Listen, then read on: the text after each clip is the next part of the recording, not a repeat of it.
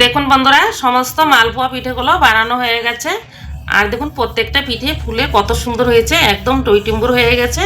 আপনাদেরকে এই পিঠেগুলো আমি ভেঙে দেখাচ্ছি। দেখুন হাতের মুঠো করলে একদম চুপসে যাচ্ছে।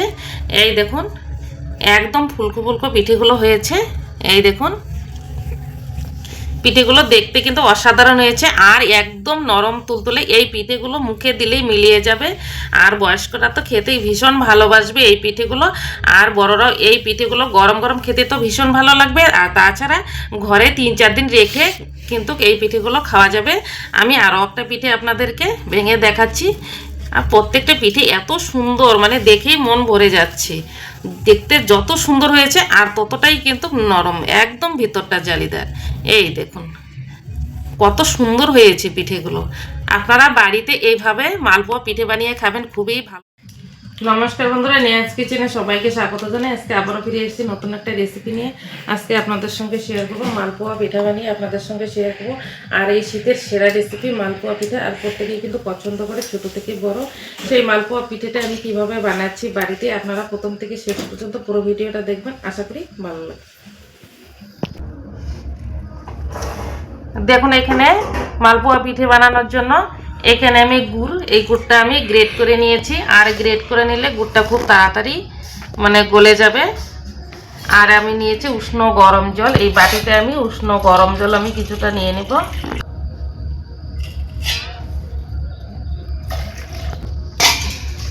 এখন এই উষ্ণ গরম জলের মধ্যে যে গুড়টা আমি গ্রেট করে রেখেছি এখান থেকে আমি গুড় নিয়ে নেব।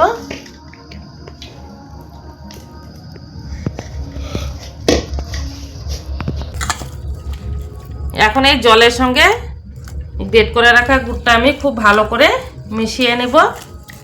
একদম যেন দানা দানা ভাব না থাকে, খুব সুন্দর করে মিশিয়ে নিতে হবে। দেখুন খুব ভালো করে জলের সঙ্গে গুড়টা আমি ভালো করে মিশিয়ে নিয়েছি। এখন আমি চালের গুঁড়ো নিয়ে নেব। এখানে আমি দেখুন ভিজে চালের গুঁড়ো নিয়েছি। আর এখানে আমি এই চালের গুঁড়ো আমি দিয়ে দিচ্ছি।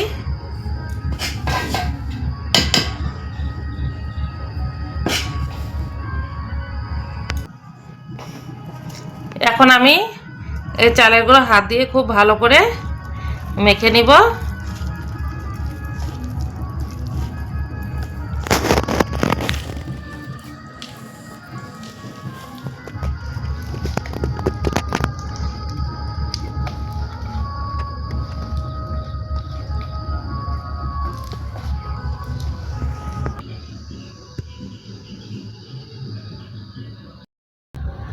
দেখুন খুব ভালো করে মেখে নিয়েছি।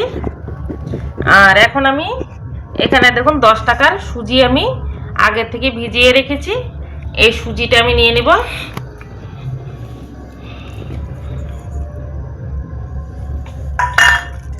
এখন এই সুজিটাও খুব ভালো করে এই বেটারের সঙ্গে খুব ভালো করে মিশিয়ে নিতে হবে। এইভাবে কষলে কষলে 10 মিনিট এভাবে কষলে কষলে আমি মিশিয়ে নেব।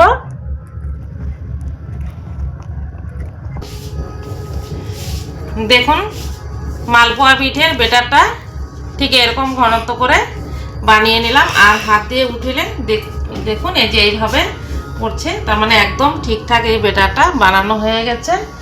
এখন এই বেটারটার মধ্যে আমি দিয়ে দেব একটু লবণ দিয়ে দিব। আর যে কোনো পিঠে একটু লবণ দিলে খেতে ভালো লাগে, মিষ্টি পিঠে। আমি অল্প একটু লবণ দিয়ে দিলাম। এই লবণটা দিয়ে আবারও আমি খুব ভালো করে এইভাবে মিশিয়ে নিচ্ছি। আর এই বেটাটা যত ভালো করে এইভাবে ফেটিয়ে নেবেন আর ততই কিন্তু পিঠেটাও ভালো হবে আর খেতেও কিন্তু ভালো লাগবে। আর সুজিটা অবশ্যই দিবেন। সুজি দিলে পিঠেটা 3-4 দিন ঘরে রেখে খেতে পারবেন। আর পিঠেটা কিন্তু খুব নরম হয়। দেখুন এইভাবে আমি খুব ভালো করে মিশিয়ে নিচ্ছি।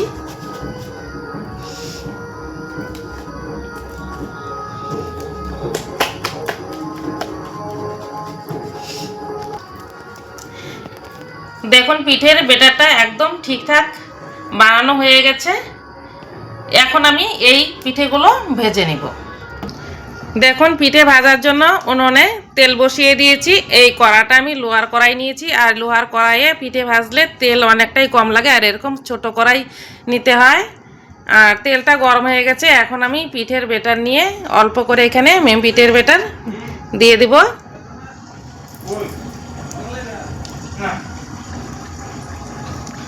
আর হালকা আছে এই পিঠেগুলো ভাজতে হবে।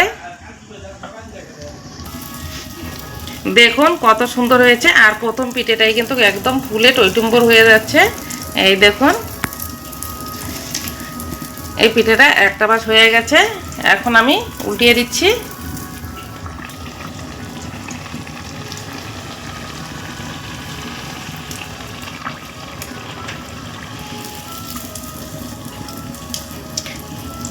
এই দেখুন পিঠেটা ভাজা হয়ে গেল।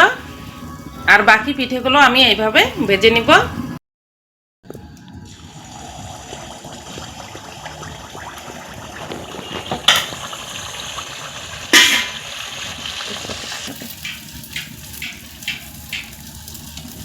বন্ধুরা আরো একটা পিঠে আপনাদেরকে ভেজে দেখিয়ে দিলাম।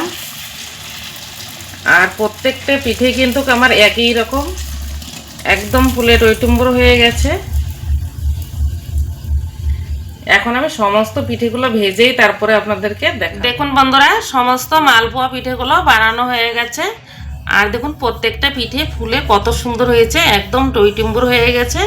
আপনাদেরকে এই পিঠেগুলো আমি ভেঙে দেখাচ্ছি। দেখুন হাতের মুঠো করলে একদম চুপসে যাচ্ছে। এই দেখুন একদম ফুলকো ফুলকো পিঠেগুলো হয়েছে। এই দেখুন পিঠেগুলো দেখতে কিন্তু অসাধারণ হয়েছে। আর একদম নরম তুলতুলে। এই পিঠেগুলো মুখে দিলেই মিলিয়ে যাবে। আর বয়স্করা তো খেতেই ভীষণ ভালোবাসবে এই পিঠেগুলো। আর বড়রাও এই পিঠেগুলো গরম গরম খেতে তো ভীষণ ভালো লাগবে। আর তাছাড়া ঘরে 3-4 দিন রেখে কিন্তু এই পিঠেগুলো খাওয়া যাবে। আমি আরও একটা পিঠে আপনাদেরকে ভেঙে দেখাচ্ছি। আর প্রত্যেকটা পিঠে এত সুন্দর, মানে দেখেই মন ভরে যাচ্ছে। দেখতে যত সুন্দর হয়েছে আর ততটাই কিন্তু নরম, একদম ভিতরটা জালিদার। এই দেখুন কত সুন্দর হয়েছে পিঠেগুলো। আপনারা বাড়িতে এইভাবে মালপোয়া পিঠে বানিয়ে খাবেন, খুবই ভালো লাগবে। আর আজকের এই মালপোয়ার পিঠের রেসিপিটি ভালো লাগলে আপনারা লাইক কমেন্ট শেয়ার করবেন। আপনাদের লাইক কমেন্ট আমার নিত্য নতুন ভিডিও করার জন্য অনেক উৎসাহিত আসে। আর চ্যানেলটিকে সাবস্ক্রাইব করে পাশে থাকবেন। আর ততক্ষণে সুস্থ থাকবেন, ভালো থাকবেন। ধন্যবাদ।